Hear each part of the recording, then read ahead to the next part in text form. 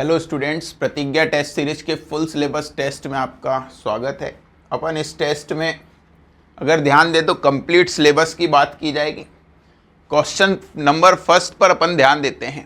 Question number first क्या बोल रहा है? दो बल F1 F2 एक दूसरे पर कार्यरत हैं। एक बल दूसरे बल का दो गुना है, मतलब अपन ने दो बल ले लिए F1 और F2। एक को F मान लिया तो दूसरा दो गुना है तो क्या मान लो 2F। और आगे जाकर बोला परिणामी बल बड़े बल के बराबर है, मतलब जो फाइनल आंसर आएगा वो बड़ा बल कौन है? 2F, इसके बराबर है। सॉल्व कर लेते हैं। तो अपन ने लिखा फॉर्मूला सदिशों के योग का परिणामी under root F1 square plus F2 square plus 2F1 F2 और साथ में क्या है? Cos theta. यहां से अगर अपन ध्यान दे तो ये है 2F, ये है under root 2F square plus F square plus 2F into 2F, ये F इंटू 2F है और साथ में क्या है? Cos theta. अंडर रूट हटाने के लिए दोनों तरफ क्या कर लें? स्क्वायर। यहां पर कितना है? 4F square, 4F square F square plus ये कितना है? 4F स्क्वायर और साथ में क्या है? Cos theta. आप देखो ये तो कट जाएंगे, ये इधर आएगा तो minus F square equal to 4F square cos theta. ये F भी गया तो -1/4 इक्वल टू कॉस थीटा। तो आंसर आ गया थीटा बराबर cos inverse -1/4। Cos inverse -1/4 answer क्या आ गया? सेकेंड। नेक्स्ट क्वेश्चन नंबर 2 पर ध्यान देते हैं। एक ग्राफ बनाया हुआ है जिसमें अपने को क्या बोलना है? तय की गई दूरी 5 सेकंड में। तो दूरी के लिए तो अपने को क्षेत्रफल चाहिए, तो अपन इसके पार्ट कर लें। एक तो बेटा ये त्रिभुज दिख रहा है, दूसरा अपने को ये चतुर्भुज दिख रहा है, तीसरा अपने को एक ये त्रिभुज दिख रहा है और चौथा अपने को ये दिख रहा है। चारों को जोड़ दे तो नंबरिंग कर दे 1 2 3 और 4। पहले लिखें A1, सही है। दूरी समय या अपन बोले वेग समय ग्राफ के क्षेत्रफल को क्या बोलते हैं? दूरी। तो A1 क्या है? तो आधार कितना है यहां पर? यहां से यहां तक कितना है? 1। तो 1/2 आधार और ऊंचाई है 10 से कहां तक? 20, मतलब 10। कितना आ गया? 5। A2 लंबाई है 2 और चौड़ाई कितनी है? 10। 2 × 10 20। A3 आ जाओ, फिर वही त्रिभुज है तो 1/2 आधार कितना? 1 और ऊंचाई कितनी? 10। कितना आ गया? 5। और चौथा है A4, तो ये कितना है? 2 और ऊंचाई कितनी है? 20। तो 1/2 2 × 20। आप ध्यान दो, उसने दूरी पूछी है तो दूरी तो कभी घटती नहीं है, तो अपन चारों को ऐड कर दें। A1 plus A2 plus A3 plus A4, 5 20 5 20, total कितना आ गया? 50। तो फाइनल आंसर कितना आ गया अपने पास? 50। अगर विस्थापन पूछता तो नीचे वाले को अपन क्या करते? माइनस, लेकिन विस्थापन नहीं पूछा है। नेक्स्ट क्वेश्चन पर अगर ध्यान दें, एक प्रक्षेप को क्षैतिज और ऊर्ध्वाधर से बराबर कोण से फेंका तो क्षैतिज u cos थीटा और ऊर्ध्वाधर क्या होता है? u sin theta. अगर ये दोनों बराबर हैं तो साइन थीटा बटे कॉस थीटा बराबर कितना? 1। तो टेन थीटा बराबर कितना हो गया? 1। तो थीटा बराबर 45 आ गया। कोण पता चल गया। अब कोण पता है तो क्षैतिज परास का सूत्र क्या होता है? u square sine 2 theta by g. तो अपन ने लिखा u square sine 45 by g, तो ये 90 हो गया और साइन 90 1 होता है, तो आंसर आ गया u square by g. Answer क्या आ गया अपना? फर्स्ट। नेक्स्ट क्वेश्चन पर अगर अपन ध्यान दें तो अपने को बोला एक प्रक्षेप उच्चतम बिंदु पर चाल, प्रारंभिक प्रक्षेपण चाल की √3/2। आप अगर ध्यान दो तो अगर यहां से फेंका गया है तो यहां पर केवल क्षैतिज घटक होता है, वो कितना होता है? u cos theta. तो अपन ने बोला क्षैतिज घटक u cos थीटा बराबर प्रारंभिक वेग का √3/2, cos थीटा बराबर √3/2 दैट मीन्स थीटा बराबर 60 डिग्री, 60 नहीं, थीटा बराबर 30 डिग्री। cos 30 का मान होता है √3/2। अब अपन जाते हैं किसके पास, परास पर, तो u स्क्वायर साइन 2 थीटा 2 गुणित 30 बटे में क्या है g, यहां पर u स्क्वायर साइन 60 बटे g, और साइन 60 का मान होता है √3/2 u स्क्वायर बाय g, तो √3/2 u square bye g। Answer number क्या आ गया, फर्स्ट। नेक्स्ट क्वेश्चन पर आ जाते हैं। 15-15 किलोग्राम के दो पिंड चित्र में दर्शाए हैं, तो आप ध्यान दो, दोनों तरफ सेम वेट है, तो इसकी टेंशन T इक्वल टू कितना होगा, 15G, मतलब 15 किलोग्राम। यहां पर अब ध्यान दो, किसी भी एक साइड के स्प्रिंग का, किसी भी एक तरफ की जो रस्सी है, इसका भार स्प्रिंग पे मेजर होगा, दोनों तरफ का नहीं।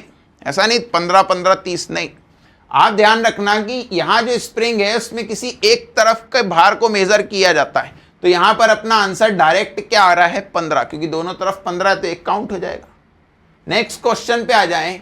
एक नत समतल में थीटा कोण बनाता है, m द्रव्यमान की वस्तु स्थिर है, घर्षण गुणांक म्यू है, वस्तु को ऊपर चलाना है। तो अगर नत समतल पे आप ध्यान से देखो, यहां पे एक वस्तु रखी है। अब अगर वस्तु रखी है तो अपने पास नीचे क्या लगता है, mg, इधर क्या लग रहा है, mg साइन थीटा, इधर क्या लग रहा है, mg कॉस थीटा, और घर्षण बल पीछे लगता है म्यू आर, और आर ये होता है, तो आर बराबर हो गया mg कॉस थीटा, तो घर्षण बल F बराबर हो गया म्यू mg कॉस थीटा। ये तो अपन ने निकाल लिया, लेकिन आप ध्यान से देखना, वस्तु नीचे नहीं जा रही, नीचे जाती तो इससे इसको माइनस कर देते, वस्तु कहां जा रही है, ऊपर, तो जो फोर्स ये है, ये अब किस डायरेक्शन में लगाना पड़ेगा, ऊपर, तो ऊपर की तरफ फोर्स लग रहा है mg साइन थीटा, और ऊपर ही फ्रिक्शन घर्षण है कितना, म्यू mg कॉस थीटा। तो ये फाइनल आंसर आ गया ऊपर ले जाने के लिए। अगर नीचे होता तो इसी को क्या करते अपन, माइनस में, तो अपना आंसर क्या आ गया बेटा, डी।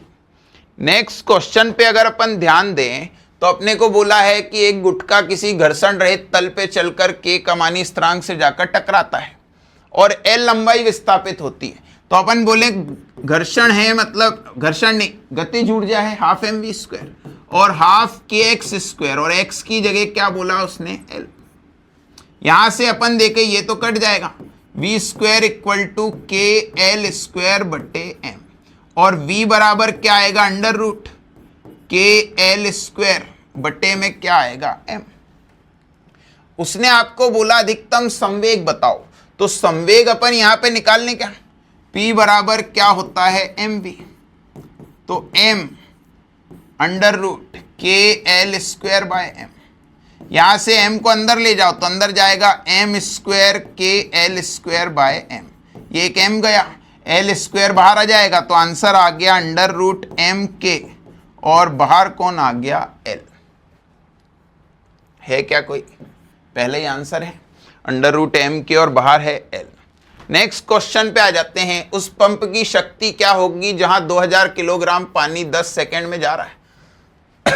शक्ति होती है कार्य करने की दर, ऊंचाई दी है तो अपन लिख लें mgh/t, m है 200 किलोग्राम, g का मान है 10, h है 200 मीटर, और समय का मान कितना दिया है 10। तो ये तो गया बेटा, आंसर आ गया 440।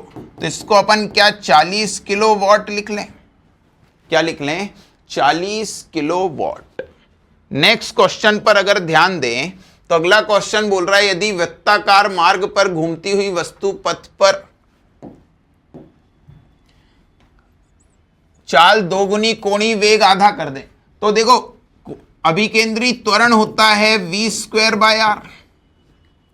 आप अगर इस सूत्र पे देखो तो r नहीं दिया है, क्या क्या दिया है, v और ओमेगा। तो एक काम करें, v बराबर r ओमेगा, तो r बराबर v बट्टे ओमेगा।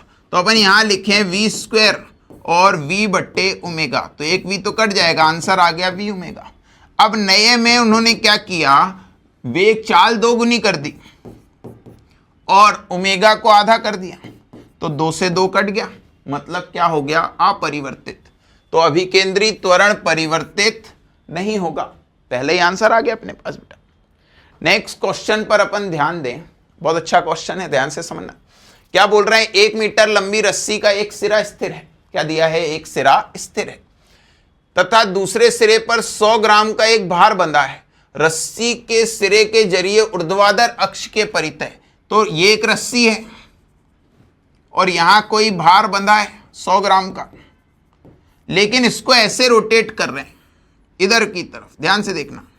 तो ये एक ऐसा वृत्त बनाएगा, कुछ ऐसा वृत्त बनाएगा जिसकी त्रिज्या कितनी होगी r, लंबाई कितनी होगी l, और ये कोण बन रहा है कितना, थीटा। तो आप ध्यान से देखो, इसका तनाव इधर T होगा, ध्यान से देखना, इसका तनाव इधर क्या होगा, T। अब इस T के घटक करें अपन, तो ये थीटा है, तो इसके अपन घटक की तरफ जाते हैं, ये लंबवत घटक आएगा, ये थीटा, इधर होगा T cos थीटा और इधर होगा T sin थीटा। नीचे की तरफ mg और इधर की तरफ क्या होगा, mv² बटे r। ये लगाते हैं अपन। तो अपन अगर बराबर करें T sin थीटा को mv² बटे r के, T sin थीटा बराबर mv² बटे r, लेकिन r तो पता नहीं है ना। तो ध्यान से देखना, ऐसा कुछ वृत्त बन रहा है, ये r है, ये l है, ये थीटा है, तो लंब और कर्ण, तो sin थीटा बराबर लंब बटे कर्ण। तो r बराबर क्या हो गया, l sin थीटा। r बराबर क्या हो गया बेटा, l sin थीटा। सही है। यहां से अगर अपन ध्यान से देखें तो अपने पास एक मान आ रहा है, mv² बटे r के अपन ने क्या कर लिया, इक्वल। लेकिन यहां पर आप ध्यान दो, उसने आपको आवृत्ति दे रखी है। क्या दे रखी है, आवृत्ति। तो क्या अपन आवृत्ति के टर्म के लिए यहां पर mv² बटे r को हटा के m ओमेगा² r लिख सकते हैं, ये भी तो अभिकेंद्री है। और t sin theta m omega की जगह लिखा मैंने 2 पाई न्यू, और r की जगह क्या लिखा, l sin थीटा। साइन से साइन कैंसल। तनाव पूछा है क्या, हाँ, द्रव्यमान 100 ग्राम, 2 पाई, आवृत्ति कितनी है, 2 बटे पाई वर्ग, और L का मान दिया है अपने को 1 मीटर। यहां से ध्यान दो आप, तो 2 दूनी 4, 4 का वर्ग 16 गुणे 100 गुणित -3, 1 2 कम होगा तो 1 और ये भी कम होगा तो 1.6 न्यूटन। सही है। अपन ने सिर्फ इन दोनों को क्या किया है बेटा, बराबर, और ओमेगा निकालने के लिए अपन ने क्या किया है, 2 पाई न्यू। नेक्स्ट क्वेश्चन पे आ जाते हैं। नेक्स्ट क्वेश्चन बोल रहा है 30 ग्राम के कण एक बल इस प्रकार कार्य करता है कि सापेक्ष कण की स्थिति दी जाती है। तो विस्थापन दिया हुआ है क्या, कितना है, 3t - 4t² + t³। क्या वेग निकाल लें अवकलन करके, 3t - 4t² t³, करो अवकलन। 3t का अवकलन t, ये 4 दूनी कितना हो गया, 8t, और ये हो गया 3t²। अब आप ध्यान दो, कार्य मतलब चेंज इन काइनेटिक एनर्जी, और ये क्या होता, ½ m v2² - v1²। इससे निकालने का, तो यहां से मैं v1 निकालूं, कहां से कहां है, प्रथम 4 मतलब v1 में t0 रखेंगे, तो जैसे ही t0 रखेंगे 3 - 8 × 0 और 3 × 0, तो कितना आ जाएगा, 3। t बराबर 4 रखूं तो v2 आ जाएगा, तो 3 - 8 × 4 + 3 × 4 का वर्ग, 3 - 32 + 48। ये आप देखो तो 48, 16 और 3 19, ये आ गए। अब आप यहां मान रख लो, हाफ द्रव्यमान है 30 ग्राम, एक है 19 का वर्ग और एक है 3 का वर्ग। आप देखो ये 15 हो गया, 15 10 की घात -3, 19 का वर्ग बेटा 361, ऐसे ही कुछ होता है। 9 9, हाँ लगभग में इतना ही आएगा। और यहां पर जो मान है 3 का वर्ग वो कितना है 9। अगर आप देखो तो इसको माइनस कर लें अगर, तो 352 आ गया, सही है। और 15 का अपन गुणा कर लें तो 15 दूनी 30, 15 75 और 3 78, सही है। और 15 3 45, 45 और 7 कितना होगा 52, तो ये आ गया। और साथ में है -3, कट गया 1 2 3, 5.28, 5.28, सही है। आप ध्यान दो, नेक्स्ट क्वेश्चन पे देखते हैं। बहुत सिंपल था, बस आप ध्यान रखना वर्क डन क्या है, कार्य क्या है, गतिज ऊर्जा का परिवर्तन। नेक्स्ट क्वेश्चन पर आ जाते हैं। पृथ्वी की सतह पर एक पिंड रखा है, मान लीजिए पृथ्वी अपना आकर्षण बल खो दे। आकर्षण मतलब क्या है, गुरुत्वाकर्षण। और वस्तु का जो भार होता है वो क्या होता है mg। तो g का मान अगर 0 हो जाए तो भार 0 होगा। द्रव्यमान कभी वस्तु का शून्य नहीं होता। जो भी डिपेंडेंसी है वो किस पर है, भार। तो पहला बोल रहा है द्रव्यमान घटक शून्य, गलत। केवल भार घटक क्या होगा, शून्य। केवल क्या घटक शून्य होगा, भार घटक। नेक्स्ट क्वेश्चन पे आ जाते हैं। नेक्स्ट क्वेश्चन, 5 किलोग्राम जड़त्वागुण के दृढ़ पिंड का घूर्णन ऊर्जा 10 जूल है। तो ऊर्जा दे रखी है और अपने को घूर्णन ऊर्जा याद है, तो रोटेशनल काइनेटिक एनर्जी, घूर्णन गतिज ऊर्जा ½ I⍵², इसका मान कितना है 10, सही है। फिर उसने बोला है जड़त्व आघूर्ण है 5, तो यहां रखा अपन ने 5⍵² बराबर 10। ये 2 का गुणा करा तो ⍵² 20/5, 4 तो √4 कितना आ गया 2। अब उसने पूछा आपसे कोणीय संवेग है, तो L बराबर क्या होता है I⍵। I का मान 5 और ओमेगा का मान 2। फाइनल आंसर क्या आ गया 10 जूल सेकेंड। क्या आंसर आ गया 10 जूल सेकेंड। नेक्स्ट क्वेश्चन पर अगर ध्यान दें तो एक वस्तु पृथ्वी की सतह से h ऊंचाई तक ले जाया जा रहा है। मतलब पहले वस्तु यहां थी, अब यहां आ गई। तो अपन फॉर्मूला लगाएं क्या कार्य का या स्थितिज ऊर्जा, फाइनल माइनस इनिशियल। फाइनल है -Gmm, कहां पर पहुंच गई, हाइट पर, यार। और ये क्या है h। और इनिशियल है -Gmm, और कहां पर थी r। तो देखो ये प्लस हो जाएगा, इसको आगे ले आओ। तो Gmm/r, और ये माइनस वाला पीछे कर दो, Gmm/r+h। क्या मैं लघुत्तम r+h ले लूं, r+h। ये इधर जाएगा, ये उधर जाएगा, सही है। ये r भी कट गया। आप बहुत ध्यान से देखो तो अपने को पता है गुरुत्वीय त्वरण g बराबर क्या होता है। तो क्या मैं Gm बराबर Gr² मेंशन कर सकता हूं, लिख सकता हूं क्या। तो यहां पे मैं लिखूंगा Gr²m h/r+h। ये बन गया, ब्रैकेट है यहां पर, ध्यान रखना। एक r से एक r तो कैंसिल कर लिया अपन ने, और इस h को बाहर लिखा तो आंसर आ गया इधर से, क्या आ गया ΔU बराबर mgh। r को ब्रैकेट के अंदर लिख दिया, ये आ गया, फॉर्मूला मेंशन हो गया। आप ध्यान रखना सिर्फ स्थितिज ऊर्जा का परिवर्तन निकाला है, तो mgh r/r+h। नेक्स्ट क्वेश्चन पे आ जाएं। एक ग्रह का द्रव्यमान 5 × 10⁻²৪, त्रिज्या 6.1 10⁵5, 2 किलोग्राम की वस्तु को अंतरिक्ष में भेजना है। कहां भेजना है, अंतरिक्ष में। तो आवश्यक ऊर्जा कितनी, फिर वही फाइनल माइनस इनिशियल। आप ध्यान दो तो फाइनल अंतरिक्ष में भेजेंगे तो अनंत, इनिशियल Gmm/ कहां है r। तो ये तो अनंत 0 हो जाएगा, लेकिन ये बचेगा ना। अब अपन ने g का मान लिखा 6.67 -11। एक द्रव्यमान है 5 10⁻²৪, दूसरा द्रव्यमान है अपने पास 2, और दूरी त्रिज्या कितनी है 6.1 कितना है 6, सही है। यहां पर ध्यान से देखें अपन तो सबसे पहले तो लगभग में इसको काट दो,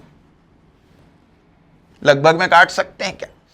फिर देखें अगर अपन तो 5 दूनी 10, 11 कम होगा तो कितना बचेगा? 13।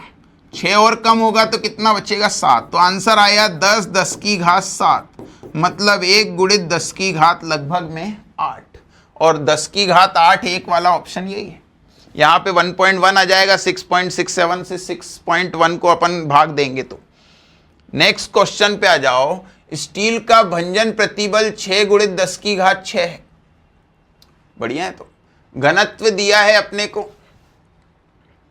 कितना दिया है? 8 10 की घात कितना है? 3। तो स्टील के तार की अधिकतम लंबाई क्या हो जब वह अपने भार से टूट ना सके? क्या बोल रहा है? अधिकतम लंबाई। तो बेसिकली बल होता है F बराबर mg। अब द्रव्यमान बराबर आयतन गुणित घनत्व और g। यहां पर आयतन मतलब क्षेत्रफल गुणित लंबाई, और ये बटे में जाए तो ये हो गया बेटा प्रतिबल, L रो जी। प्रतिबल दिया है, कहां दिया है? ये दिया है। लंबाई पूछी है, घनत्व दिया, जी दिया, तो अपन लिखे प्रतिबल 6 10 की घात 6। लंबाई निकालना है, घनत्व कितना? 8 10 की घात 3, और जी का मान कितना? 10। सब बटे में लाओ तो 6 10 की घात 6, 8 10 की घात 4। कम करें क्या? ये हो गया 600 बटे 8, 8 7 56, मतलब 75 वाला ऑप्शन हो गया क्या? बस F बराबर क्या लगाया है? mg। नेक्स्ट क्वेश्चन पे आ जाते हैं बेटा अपन। Question number 17। अच्छा क्वेश्चन है ये, लकड़ी के घन वाला। आप यहां पर ध्यान देना, तो एक कंडीशन जनरेट की। लकड़ी के घन पर जब 2 किलोग्राम 200 ग्राम, तो यह पानी के अंदर तैरता है। ये पानी की सतह बनाई अपन ने, और एक लकड़ी का गुटका जो है वो यहां पर अपन तैरा रहे हैं। ये है लकड़ी का गुटका। कब? जब यहां पर एक द्रव्यमान रखा है, कितने का? 200 ग्राम का। सही है। अब अगली कंडीशन में उसने बोला जब यह द्रव्यमान हटा ले तो घन पानी की सतह से ऊपर आ गया। अब घन बेटा यहां पे आ गया,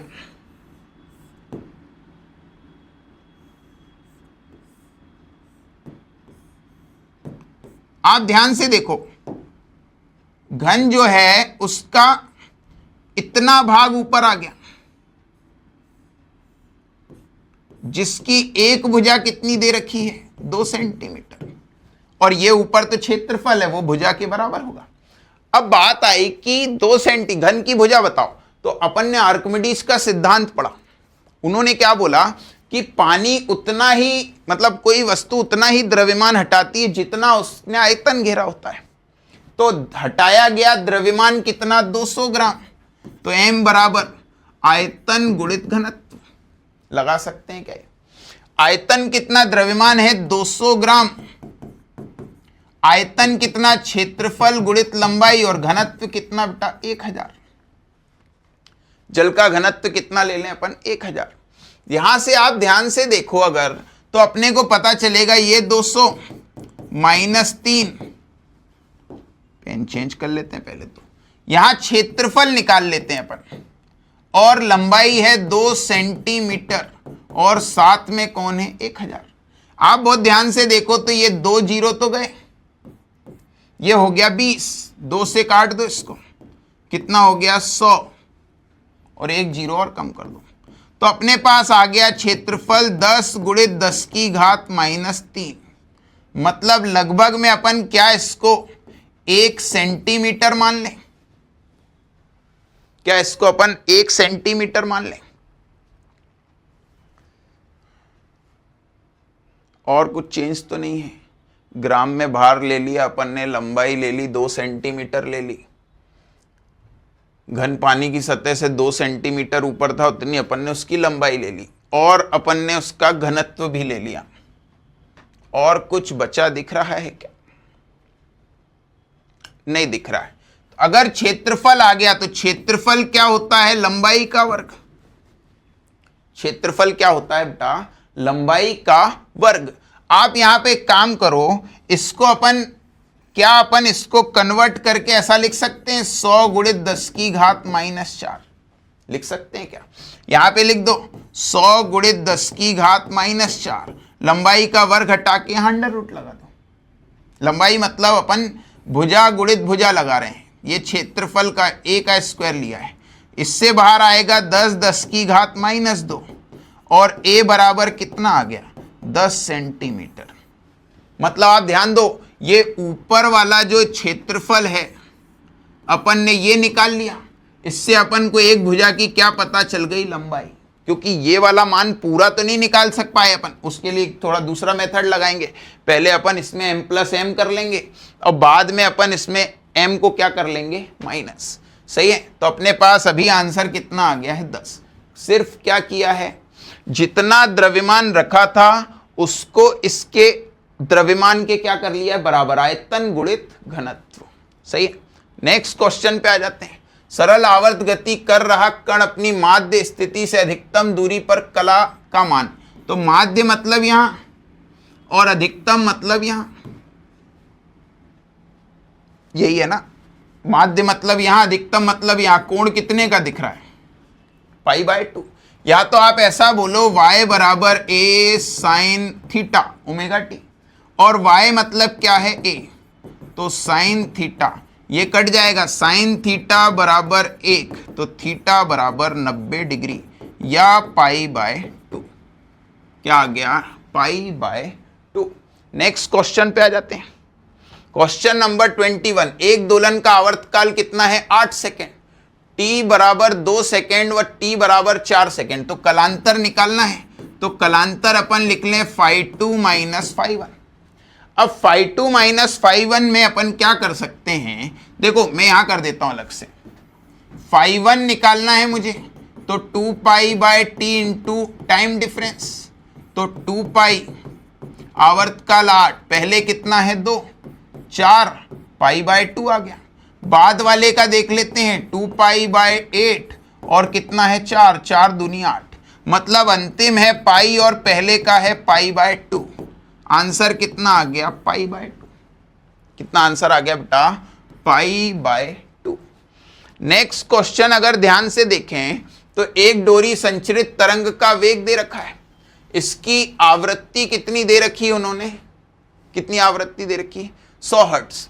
अब यहां से अपन 2.5 सेंटीमीटर की दूरी पर क्या निकाल रहे हैं विस्थापन, तो क्या अपन न्यू बराबर v/λ लगा लें, v/न्यू।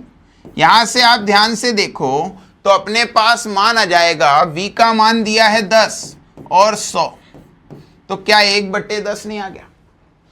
अब यही मान अपन रखने जाए कहीं पर तो क्या रखेंगे, ध्यान से देखना, कलांतर बराबर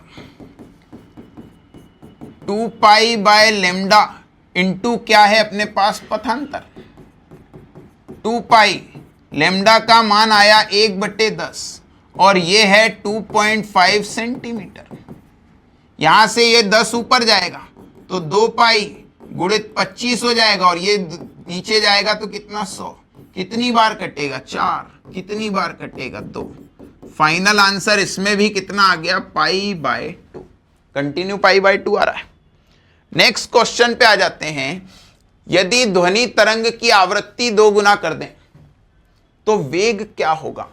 ध्वनि तरंग की आवृत्ति 2 गुना कर दें तो ध्वनि तरंग तो γ/RT/m होती है ना, ये आवृत्ति पर निर्भर नहीं है, does not depend on frequency, तो आवृत्ति उतनी ही रहेगी, मतलब वेग उतना ही रहेगा, कोई चेंज नहीं। नेक्स्ट क्वेश्चन पे आ जाते हैं। एक धातु की छड़ को 0 डिग्री सेल्सियस से 100 डिग्री सेल्सियस तक गर्म किया और रेखीय प्रसार गुणांक, तो लंबाई का सूत्र याद है, L alpha delta theta, delta L बटे L गुणित 100%, अल्फा डेल्टा थीटा गुणित 100%। मान देखो अल्फा दिया है, ताप बदल रहा है और कितने परसेंट है 100, तो ये आ गई प्रतिशत त्रुटि। ये 1 2 3 4, 4 कम करो 1, -1 का मतलब क्या हो गया 0.1%। ये आ गया नेक्स्ट एक क्वेश्चन। नेक्स्ट क्वेश्चन पे अपन ध्यान देंगे। नेक्स्ट क्वेश्चन पे अपन ध्यान देंगे। एक ऊष्मागतिक निकाय की एक अवस्था से दूसरी अवस्था में चित्र दर्शाया है। निकाय का किया गया कार्य आप देखो, ग्राफ है पीवी, ये है आयतन और लाइन है आयतन के लंबवत। लाइन क्या है? आयतन के लंबवत। मतलब पहले का आयतन भी वही, बाद का आयतन ही वही। कैसा प्रक्रम हो गया? समायतनी। और समायतनी प्रक्रम का किया गया कार्य क्या होता है? शून्य। तो अपना कार्य क्या आ गया बेटा? 0। बहुत ही सरल क्वेश्चन था। नेक्स्ट क्वेश्चन पे आ जाओ। N2 की वर्ग माध्य मूल चाल कमरे के ताप पर 500 है। उसी ताप पर हाइड्रोजन, तो आपको वर्ग माध्य मूल याद है क्या? 3RT/m। अब उसने ये तो नियत बोल रखा है ताप, तो इसका मतलब Vrms बट्टे Vrms2 1 और 2 √m2/m1। अब आप पहले की चाल 500, बाद की निकालनी है। पहला वर्ड था नाइट्रोजन 28 और हाइड्रोजन कितना है? 2। आप देखो तो 2 से काट दें तो लगभग 14। आप अब यहां थोड़ा लगभग में मान चाहिए। 16 होता तो अपन बाहर निकाल देते। 16 से कितना बाहर निकालते अपन?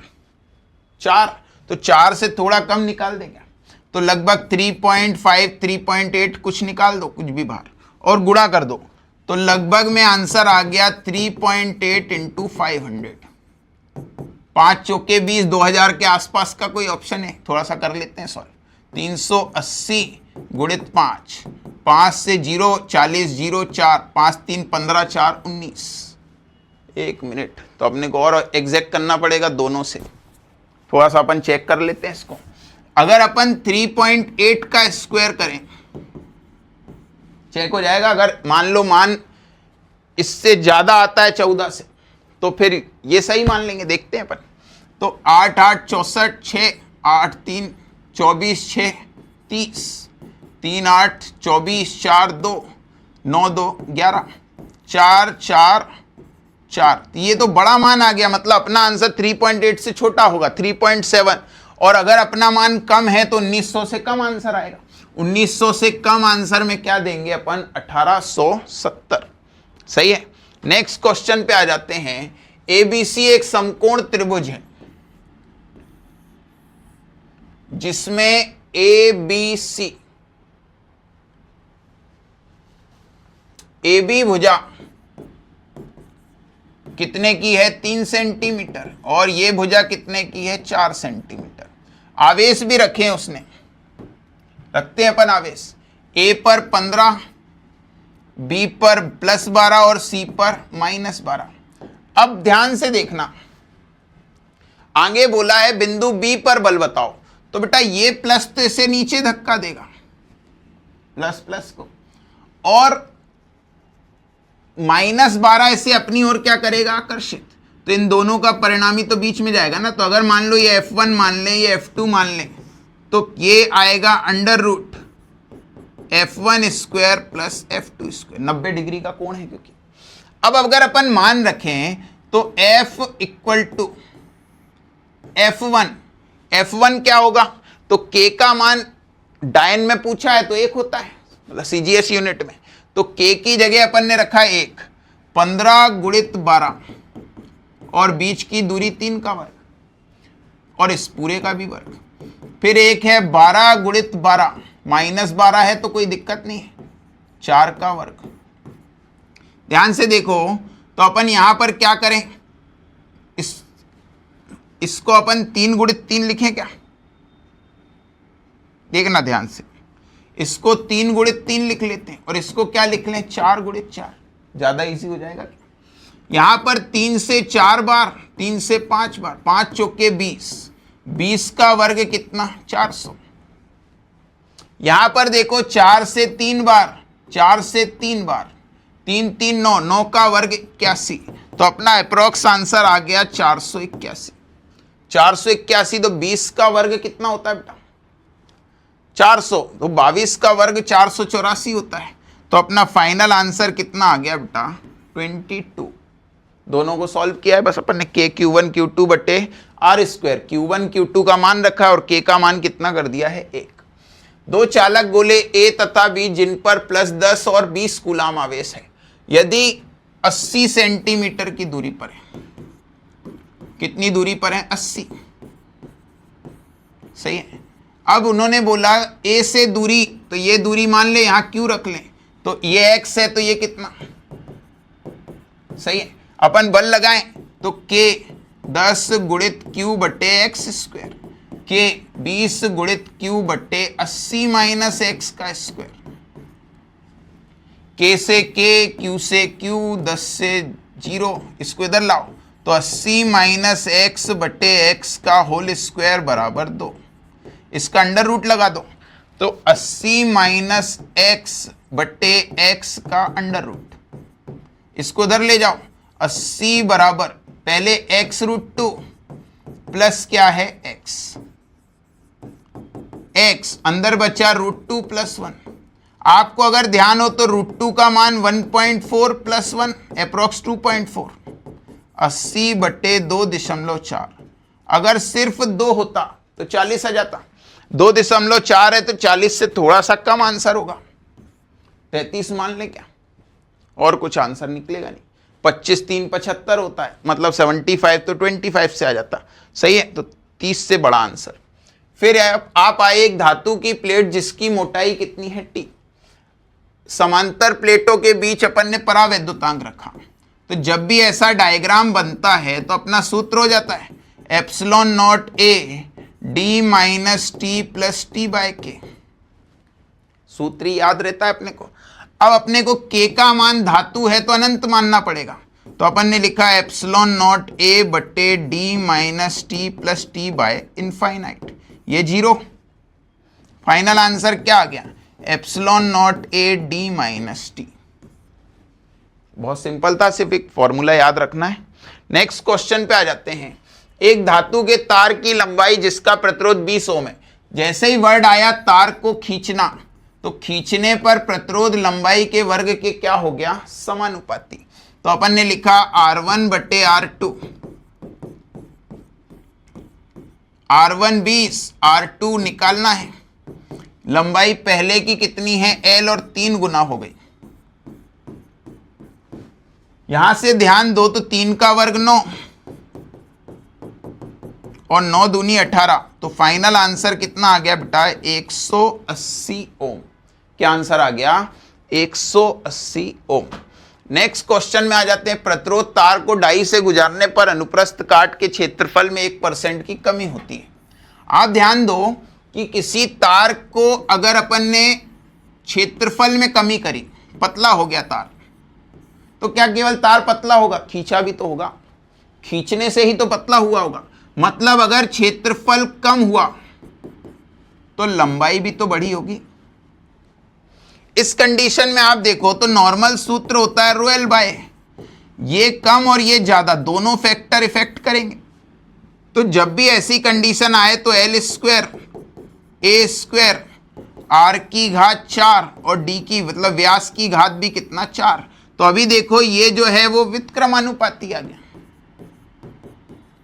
और अपन बोल सकते हैं कि सीधा त्रुटि पढ़ते हैं ना, त्रुटि में अपन क्या करते हैं? 8% तक है तो सीधा घात से गुणा। तो अपन यहां भी यही बोलेंगे ना, अपन बोलेंगे R में प्रतिशत परिवर्तन बराबर क्या हो गया? 2 गुणित A में प्रतिशत परिवर्तन। यहां पर 2 और A में क्या है? 1%, तो आंसर है 2%। अब कमी होगी कि वृद्धि? तो ये दोनों देखो बेटा व्युत्क्रमानुपाती है, मतलब अगर A घटेगा तो R क्या होगा? बढ़ेगा। तो 2% की क्या होगी? वृद्धि। क्या होगी? 2% की वृद्धि। नेक्स्ट क्वेश्चन पे आ जाते हैं। नेक्स्ट क्वेश्चन अपने को बोल रहा है ABR त्रिज्या का वृत्त है, चतुर्थांश है। आप ध्यान से देखो तो ये तो अक्ष में 0, ये भी 0। बात आती है 1/4, तो 1/4 मतलब π/2। तो अपना सूत्र जो होता है बेटा वो होता है μ0 बटे 4π θi/r। थीटा कोण है, यहां पर देखो तो कोण है π/2, π/2 i/r। पाई से पाई चला गया तो आंसर आया μ0 i/8r। और आप देखो तो डायरेक्शन इधर है, इस डायरेक्शन में, तो जैसे ही घुमाएंगे तो अंगूठा कहां जाएगा, अंदर। मतलब फाइनल आंसर में क्या मिलेगा, क्रॉस। क्या मिलेगा बेटा, क्रॉस। नेक्स्ट एक बार और देख लें, डायरेक्शन, हाँ क्रॉस। नेक्स्ट यहां पर आ जाए, चित्र में अनंत लंबाई के 2 तार हैं। आप देखो तार के कारण सूत्र होता है म्यू नॉट बट्टे 4 पाई, सही है, आई बट्टे आर, यही होता है। और अगर अनंत है तो 2i कर लो।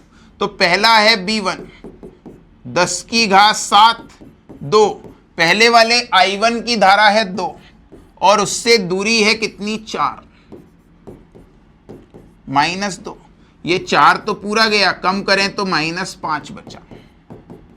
तो इसको ऐसा लिखेंगे अपन 1 × 10 की घात -5।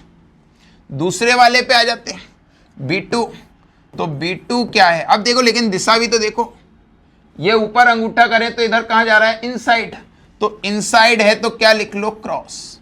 दूसरा b2 mu naught 4 pi 2i, i कितना है इसमें 1.5 और कितना है 3 सेंटीमीटर, तो 1.5 दूनी 3, ये 3 गया।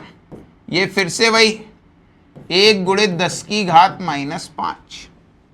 अब यहां पे जो दिशा है तो देखो अंगूठा इधर है तो ये भी इनसाइड है। आप देखो अगर ये है एक तार तो इस पे भी अंगूठा रखेंगे तो नीचे है बिंदु, नीचे है ना, तो नीचे मतलब इनसाइड, ऊपर होता तो क्या होता, आउटसाइड, तो ये भी इनसाइड। अब दोनों इनसाइड है तो जोड़ दो, तो 1 -5 1 -5, तो आंसर आ गया 2 10 की घात -5। है क्या ऐसा ऑप्शन, 2 10 की घात -5। आंसर क्या हो गया बेटा, बी। नेक्स्ट क्वेश्चन में आ जाओ।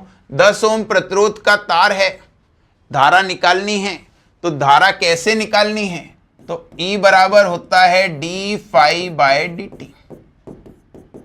यहां लिख लो d/dt 6t² 5t + 1, तो अवकलन करो 12t - 5। क्या आ गया, 12t - 5। t का मान है 12 × 0.5। आप ध्यान रखना है सूत्र में आगे माइनस लगा है, सही है। तो ये आ गया 12 × 0.5 नहीं 0.25 -3, 12 पंचे 60, तो इसको 1/4 लिखेंगे तो 3 आ जाएगा। आ गया बेटा -2, तो ये काट दो। और धारा बराबर होता है E/R, तो E है 2 और R कितना है 10, तो फाइनल आंसर आ गया 0.2। कितना चेंज आ गया, 0.2। नेक्स्ट क्वेश्चन में आए, प्रत्यावर्ती धारा का ताक्षणिक मान कितना दिया है, 2 sin 100 πt + π/3। यहां पर आप बहुत ध्यान से देखो अगर क्वेश्चन को, तो आपको एक बात समझ में आ रही कि t का मान प्रारंभ में क्या है, 0। तो जैसे ही मैं यहां t 0 रखूंगा, 2 sin 0 + π/3, तो अपना बच्चा 2 sin π/3 मतलब 60। sin 60 का मान होता है बेटा √3/2। क्या होता है, √3/2, तो आंसर आ गया √3। क्या आंसर आ गया बेटा, √3। नेक्स्ट क्वेश्चन पे आ जाओ। उत्तल दर्पण की फोकस दूरी f है, जो वस्तु अगर देखें तो सामने ही रखी है, इधर कहीं रखी है। तो अगर पहले रखी है तो फोकस दूरी मतलब ये दूरी u अपन किस में लेंगे, माइनस में, और कितना लेंगे, f। फॉर्मूला लगाओ, 1/v + 1/u = 1/f। v u को माइनस में लिखा बराबर 1/f, 1/v, इसको उधर ले जाओ। क्या इसको अपन ऐसा नहीं लिख सकते, 2/f, पलटा दो, तो v बराबर क्या आ गया, f/2। क्या आ गया बेटा, f/2। सिंपल क्वेश्चन था बहुत। 37 पे आ जाओ। एक व्यक्ति समतल दर्पण की ओर v वेग से अभिलंब से थीटा कोण बनाते हुए गति कर रहा है। अगर ये दर्पण है और वो इधर आ रहा है थीटा कोण पर v वेग से, तो उसका इधर घटक क्या होगा, v cos थीटा। और सापेक्ष पूछा है, तो जब वो दर्पण की तरफ जाएगा तो उसको इमेज उसकी तरफ आती दिखेगी। और वो भी कितनी होगी, v cos थीटा। तो उसने बोला है सापेक्ष, सापेक्ष मतलब delta v, v2 minus v1। तो बाद वाली है माइनस v cos थीटा, पहले वाली है v cos थीटा, तो दोनों हो गया माइनस 2v cos थीटा। ये संवेग का परिवर्तन ही पूछ रहे हैं एक तरीके से आपसे। तो अपना आंसर हो गया 2v cos थीटा। माइनस दिशात्मक है, माइनस क्या है, दिशात्मक। नेक्स्ट क्वेश्चन पे आ जाते हैं। यंग के एक प्रयोग में दो स्लिट ए और बी प्रदीप्त है, एक वर्णी प्रकाश उपयोग है, व्यतिकरण में स्लिटों के सामने पर्दे पर रखा है फ्रिंज। यदि एक स्लिट आने वाली किरण पुंज के लंबवत कांच रख दें, ये रख दी, कांच रख दी, लेकिन कांच रखने से सिर्फ क्या चेंज होगा, म्यू। और उसने पूछा है फ्रिंजें गायब हो जाएंगी, फ्रिंज चौड़ाई बदलेगी नहीं। बी बराबर क्या होता है, लेमडा डी बाई डी। इसमें कहीं पर भी म्यू तो है ही नहीं, मतलब म्यू पे निर्भर नहीं करता, म्यू पर कोई निर्भरता नहीं है। और म्यू पर निर्भर ही नहीं है तो फ्रिंज चौड़ाई में कोई प्रभाव नहीं पड़ेगा। कांच रखो, कोई और वस्तु रखो तो कोई प्रभाव नहीं पड़ेगा। नेक्स्ट 39, यंग के एक द्विस्लिट। हाँ देखो अब विस्थापन पे आ गया। विस्थापन का सूत्र क्या है, D by D mu minus 1t। अगर वो पिछले क्वेश्चन में आपसे बोलते, देखो ध्यान से देखो, इस क्वेश्चन में वो बोल देते फ्रिंज की विस्थापन कितना होगा, तो विस्थापन के सूत्र में म्यू आ रहा है, विस्थापन के सूत्र में म्यू है, और म्यू है तो वहां पे इफेक्ट आता। लेकिन अभी यहां पर सूत्र बस पूछा है, तो D by D mu minus 1 और टी क्या है, उसकी थिकनेस। नेक्स्ट, आर त्रिज्या के नाभिक में, ये तो नाभिक का क्वेश्चन हो गया, आर की घात 1/3। उल्टा लिख दिया क्या, एक मिनट, उल्टा लिख दिया अपन ने। आर समानुपाती ए की घात 1/3, तो ए समानुपाती क्या आर क्यूब होगा, इसको एन समानुपाती आर क्यूब लिख लो। पहला n1 बाद का n2, पहली त्रिज्या r बाद की r2, पहले n बाद का निकालना है, पहले r बाद में क्या है 2r, क्यूब कर लें क्या, n/n2 बराबर 1/8। तो n2 बराबर कितना हो गया, 8n। ध्यान रखना उसने बस एक ही जगह n बोला है, तो आप कंफ्यूज नहीं होना कि नया कुछ आया क्या, सही है। नेक्स्ट क्वेश्चन में आ जाते हैं। कॉपर नाभिक, तो ये तो बहुत सरल हो गया, r0 a power 1/3, r0 1.2, Fermi है तो -15, और ये है 64 मतलब 4 की घात 3, 12 चौके 48। बहुत ही सरल क्वेश्चन, कुछ भी नहीं है। नेक्स्ट क्वेश्चन पे आते हैं, 40 नंबर क्वेश्चन। कार्यफलन 3.3, तो E बराबर h new not, 3.3 electron volt 1.6 minus 19, h का मान 6.6 माइनस 34, साथ में न्यू नॉट, बटे में ले जाएं क्या, 3.3 1.6 माइनस 19 बटे क्या है 6.6 34।